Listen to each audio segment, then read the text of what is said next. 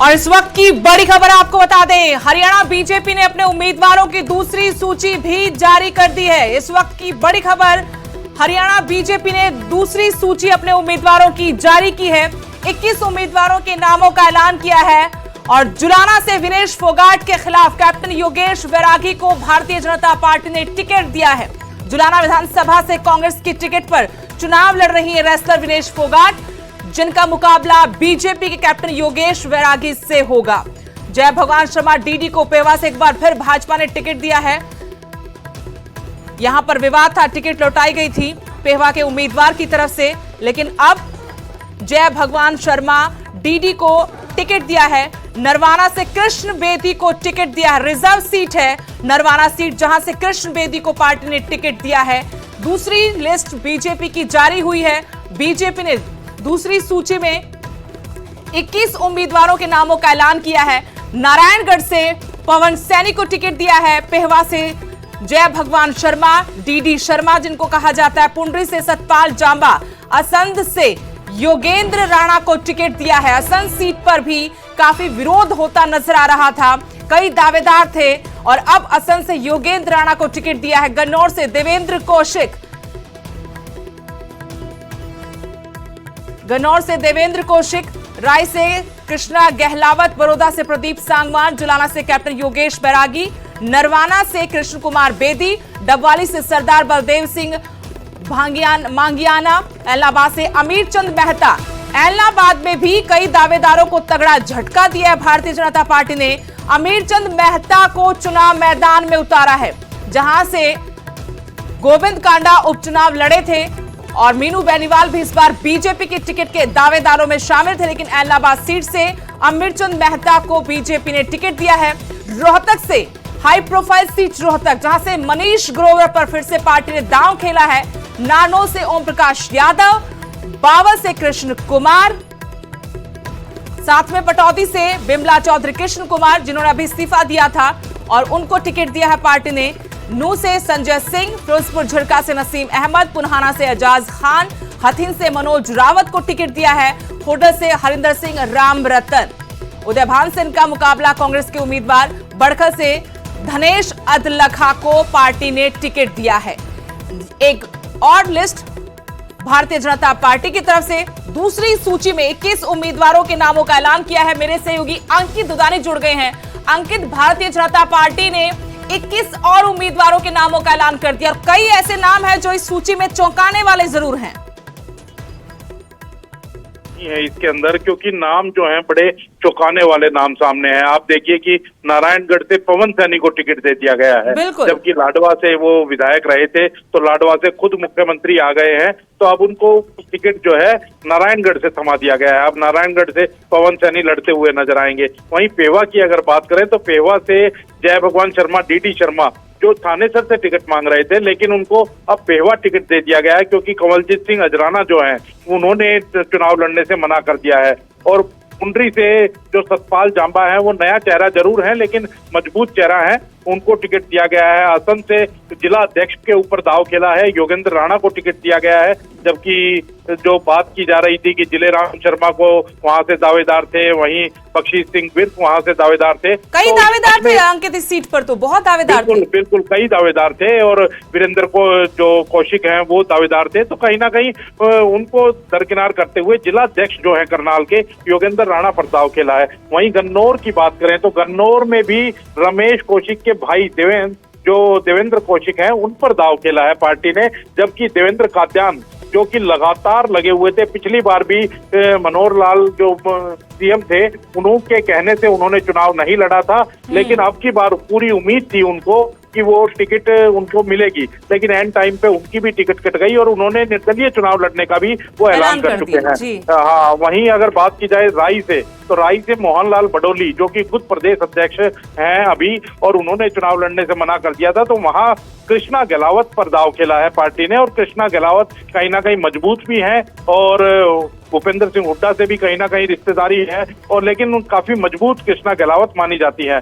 बड़ौदा से प्रदीप सांगवान, जो किशन सिंह सांगवान लगातार एमपी रहे, उनके बेटे हैं प्रदीप सांगवान, उन पर दाव खेला है बड़ौदा सीट की अगर बात की जाए तो। वहीं अगर नरवाना से बात की जाए तो शाहबाद से टिकट काट दिया गया था कृष्ण कुमार बेदी का, और पार्टी के महामंत्री हैं प्रदेश के, उनको टिकट दे दिया गया है नरवाना से, उनको उम्मीदवार बना दिया गया है। वहीं डबवाली से अगर बात करें तो सरदार बलदेव सिंह मांगियाना, उनको टिकट दिया गया है। आदित्य चौटाला हमने देखा था कि उन्होंने को कहीं ना कहीं भनक लग गई थी, इसीलिए उन्होंने पार्टी को अलविदा कह दिया था और पार्टी को अलविदा कह करके इनेलो ज्वाइन कर ली थी, और वो नामांकन भी अपना भर चुके हैं। तो अब पार्टी ने वहां सरदार बलदेव सिंह मांगियाना है, उनको टिकट दिया है।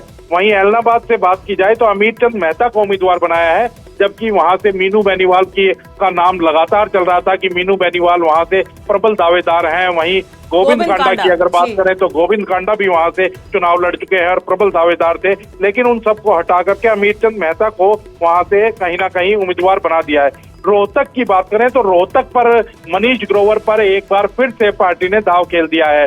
तो मनीष ग्रोवर का भी टिकट लगभग तय माना जा रहा था, लेकिन पहली सूची में अगर नाम नहीं आया था तो उसके बाद से कहीं ना कहीं संशय के बादल छा गए थे, लेकिन मनीष ग्रोवर पर फिर से दांव पार्टी ने खेल दिया है। नारनौल से एक बार फिर से ओम प्रकाश यादव पर दांव खेला है, हालांकि उनको मंत्री पद से हटा दिया गया था, लेकिन राव इंद्रजीत के खासम खास माने जाते हैं, तो ओम प्रकाश यादव पर भी एक बार फिर से दांव खेला गया है। बावल से डॉक्टर बनवारी लाल का टिकट काट दिया गया है। हमने देखा कि लगातार 2 बार कैबिनेट मंत्री रहे और अभी भी कैबिनेट मंत्री हैं बनवारी लाल, उनका टिकट काट दिया गया है। कहीं ना कहीं राव इंद्रजीत जो है वो उनसे नाराज नजर आ रहे थे, तो डॉक्टर कृष्ण कुमार पर अब की बार जो है दांव खेला गया है। पटौदी की अगर बात करें तो सत्य प्रकाश जनावता, उनका टिकट काट दिया गया है, तो राव इंद्रजीत को कहीं ना कहीं खुश करने की कोशिश है। और बिमला चौधरी जो कि पूर्व में भी विधायक रह चुकी हैं, उन्हीं पर एक बार फिर से पार्टी ने दांव खेला है।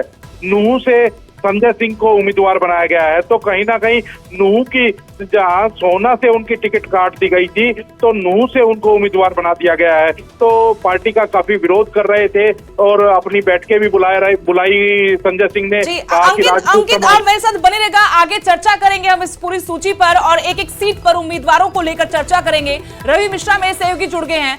रवि, बीजेपी ने अपने उम्मीदवारों की दूसरी सूची जारी कर दी है, 21 उम्मीदवारों के नामों का ऐलान किया है। अब 2 सीटें, एक तो सिरसा, एक सीट कौन सी जिस पर अभी उम्मीदवार घोषित नहीं किया, क्या वो गोपाल कांडा को दी गई है? कौन सी ऐसी सीट है रवि, क्या आप मुझे जी अभी जस्ट आई है जी, बिल्कुल अभी इसका विश्लेषण नहीं हो पाया है। 2 सीटें कौन सी बची है जहां बीजेपी ने, एक तो सिरसा है, एक और हम समझने की कोशिश कर रहे हैं कि दूसरी सीट कौन सी है। 23 सीटें, बिल्कुल 23 सीटों का इंतजार था, चूंकि 23 उम्मीदवारों की जो सूची है वो बची हुई थी कि 23 उम्मीदवार बीजेपी घोषित करेगी, मगर इनमें से 21 उम्मीदवारों की घोषणा करती है। 2 सीट की बात करें तो एक सिरसा है और एक सीट अभी देखना होगा ये सीट कौन सी है जहां पर अभी तक बीजेपी ने अपने उम्मीदवारों की घोषणा नहीं की है। बिल्कुल, मगर इंतज़ार था कि 23 सीटें आज भाजपा अपनी तरफ से घोषित करेगी, मगर जिस तरीके से 21 नाम आए हैं तो 2 नामों पर अभी भी असमंजस की स्थिति है। क्या पता देर शाम तक उन 2 नामों पर भी स्थिति साफ हो जाए, मगर अभी इंतज़ार है कि वो 2 नाम कौन से होंगे, क्योंकि एक सिरसा की सीट है और एक सीट और बताई जा रही है जहां पर उम्मीदवारों की घोषणा नहीं हुई है। आपको बता दूं कि इससे पहले 67 उम्मीदवारों की भारतीय जनता पार्टी ने पहली सूची में घोषणा की है और दूसरी सूची में 21 उम्मीदवार। बचे हुए 2 नामों पर भी अब तक अभी संशय बना हुआ है। 2 नामों पर भी ये जो नाम है कयास लगाए जा रहे हैं कि कुछ देर बाद ये 2 नामों की भी जानकारी बीजेपी मीडिया सेल द्वारा दी जाएगी। आपको बता दूं कई ऐसे महत्वपूर्ण जो सीटें हैं जहां पर बीजेपी ने अपने सोच समझ के अपने उम्मीदवार खड़े किए हैं और देखना ये होगा कि किस तरीके से ये उम्मीदवार चुनाव में उतर पाते हैं और किस तरीके से अपनी जो प्रचार प्रसार की जो तरीका है किस तरीके से अपनाते हैं। क्योंकि 12 तारीख नॉमिनेशन का आखिरी तारीख है, इनको नॉमिनेशन भी करना है और बचे हुए 2 नामों का भी इंतजार रहेगा। रवि आपके पास आएंगे, अंकित लगातार मेरे साथ बने हुए हैं। अंकित, हम जो नामों का विश्लेषण कर रहे थे और वाकई में कुछ ऐसी सीटें जहां पर चौंका है, लेकिन एक बात जाहिर हो गई है कि दक्षिण हरियाणा की राजनीति में राव इंद्रजीत सिंह फिर से साबित कर पाए बीजेपी में कि उनके बिना नैया पार नहीं होगी। जो उम्मीदवारों के नामों का ऐलान किया गया है दक्षिण हरियाणा की सीटों को लेकर, अपने सभी समर्थकों को मन मुताबिक सीट दिलवाने में कामयाब रहे राव इंद्रजीत सिंह। बिल्कुल, इसमें कोई दो राय नहीं है। राव इंद्रजीत की खूब चली है इन टिकटों के अंदर। अगर राव इंद्रजीत की नहीं चलती तो कहीं ना कहीं आज हमने देखा था कि वो ये बयान देते हुए नजर आए थे कि दक्षिणी हरियाणा की वजह से ही भारतीय जनता पार्टी की सरकार जो है वो प्रदेश में 2 बार बनी है और मनोहर लाल 2 बार मुख्यमंत्री बने हैं।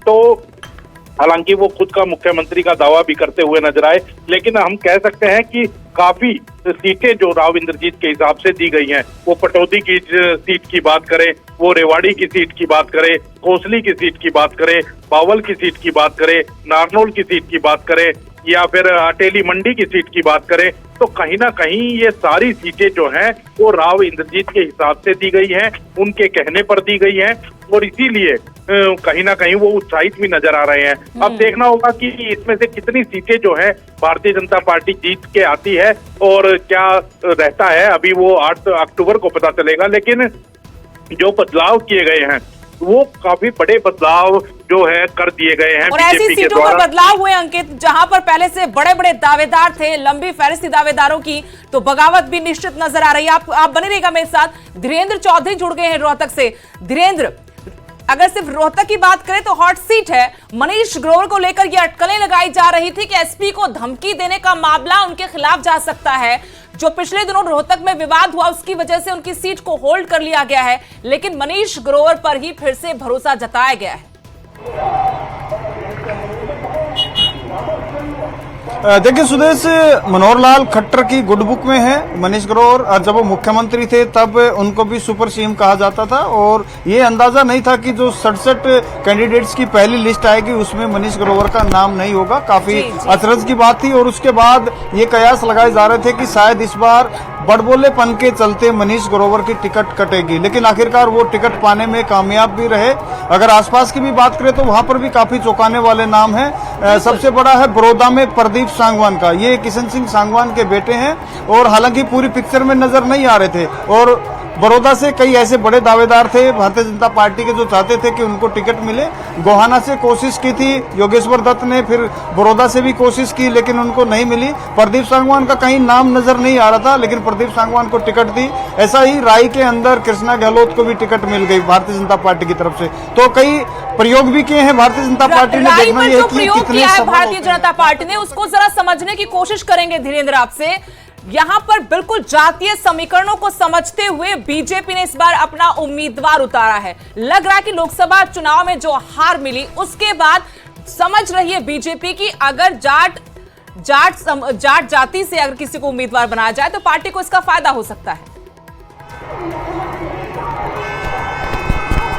देखिए, मोहनलाल बड़ौली ने चुनाव लड़ा था और उसकी जगह यहाँ पे कृष्णा गहलोत को लाया जा रहा है। और बड़ौदा की जहां तक बात है, पिछला उपचुनाव योगेश्वर दत्त पे लड़ा गया लेकिन वो हार गए थे। इंदुराज नरवाल वहां से जीते, लेकिन इस बार वहां पर किशन सिंह सांगवान के बेटे को उतारा गया है, वो जाट कैंडिडेट है। और जहां तक रोहतक शहर की बात है, पंजाबी बहुल ये सीट है तो दोनों पार्टियां ये रिस्क नहीं लेती कि नॉन पंजाबी को उतारने की कोशिश करें। हालांकि ये चर्चाएं थी कि नवीन जिंदल के जीजा मनमोहन गोयल को यहां से टिकट दी जाएगी, वो अग्रवाल समाज से आते हैं, लेकिन ये सारी की सारी अफवाह साबित हुई क्योंकि मनीष ग्रोवर एक बार फिर से टिकट पाने में यहां से कामयाब रहे। और ये 5वां मौका है जब लगातार भारतीय जनता पार्टी ने मनीष ग्रोवर पर ही यहां से विश्वास जताया है। सुदेश, बिल्कुल बिल्कुल धीरेन्द्र, लेकिन साथ में अंकित भी हमारे साथ जुड़े हुए हैं। अंकित, हम कुछ और नामों पर जाएंगे, चाहे कृष्ण बेदी की बात हो या फिर हमने बात की थी पेहवा से भी इस बार उम्मीदवार बदल दिया है पार्टी ने, यानी एक सीट पर उम्मीदवार बदला है और एक मंत्री का टिकट कटा है।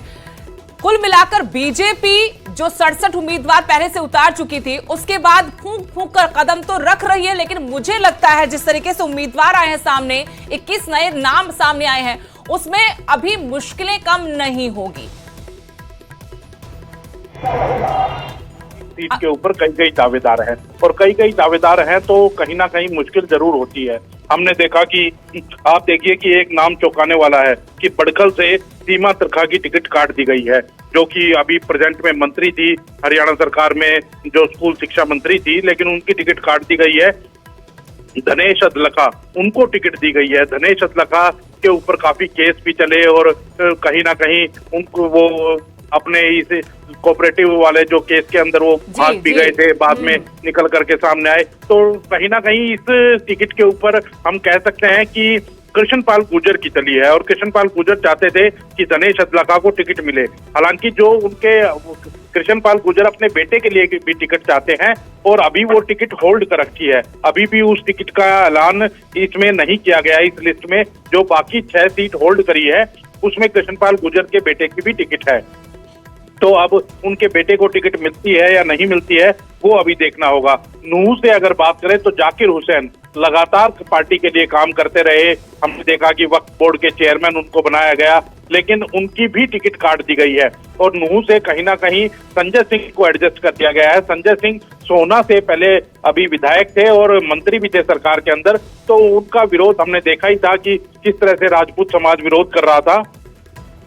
तो अब उनको एडजस्ट कर दिया गया है और नूह से उनको टिकट दे दिया गया है। वहीं पुनाना से एजाज खान को उम्मीदवार बनाया गया है।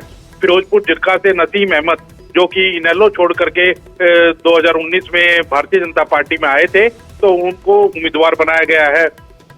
वहीं अगर हथीन की बात की जाए तो हथीन से मनोज रावत पर दाव खेला है और वहां के जो मौजूदा विधायक हैं उनका टिकट काट दिया गया है। तो कहीं ना कहीं कई टिकटें काटने का काम अब की बार पार्टी ने किया है और अब देखना होगा कि किस तरह से पार्टी आगे चलती हुई नजर आएगी, क्योंकि अभी भी 6 टिकटों की अगर बात करें तो 6 टिकटें अभी भी बाकी हैं। उसमें से सिरसा की सीट भी बाकी है कि सिरसा सीट पर अब पार्टी का उम्मीदवार आएगा। महेंद्रगढ़ की सीट भी अभी होल्ड पर है। तमाम अभी सीटें हैं जिनको लेकर अभी शायद एक रायशुमारी नहीं हुई है।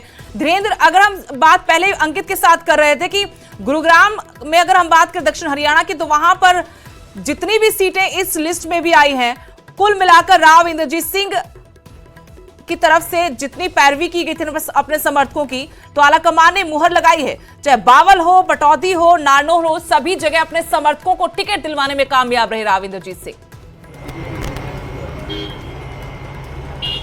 देखिए सुदेश, राव इंद्रजीत की जहां तक बात है, राव इंद्रजीत की राजनीति लंबे वक्त से इस नाम पे चलती रही कि वो अहिरवाल के अंदर मुख्यमंत्री की चौधर लेके आएंगे और चाहे कांग्रेस पार्टी में भी रहे उस वक्त भी उनका लगातार इन बातों को लेकर विरोध होता रहा और एक बड़ा तबका उनके साथ भी अहिरवाल का खड़ा नजर आया। तो उस वक्त भूपेंद्र सिंह हुड्डा के सामने हालांकि वो अपने दावेदारी इतनी मजबूती से कांग्रेस हाईकमान के सामने नहीं रख पाए कि प्रदेश के मुख्यमंत्री बने। उसके बाद से उन्होंने सीएम की दौड़ दूर नहीं की, सीएम की दौड़ से बाहर नहीं हुए। भारतीय जनता पार्टी में आने के बाद भी लगातार गाहे बगाए ये बातें करते रहते हैं कि अहिरवाल के अंदर मुख्यमंत्री की कुर्सी लाई जाएगी। और एक जो नेतृत्व की जहां तक बात है, अहिरवाल में एक बड़ा नेतृत्व देने में अगर कोई सक्षम है तो सबसे ज्यादा राव इंद्रजीत ही है और उनके साथ बहुत सारे, चाहे महेंद्रगढ़ की बात करें, रेवाड़ी की बात करें, गुरुग्राम की बात करें, तो एक बड़ा तबका राव इंद्रजीत के साथ चलता है और बहुत से नेता ये कोशिश करते हैं कि राव इंद्रजीत उनको टिकट दिलाएंगे और दिलाने में कामयाब भी रहते, चाहे वो कांग्रेस पार्टी में थे तब की बात हो या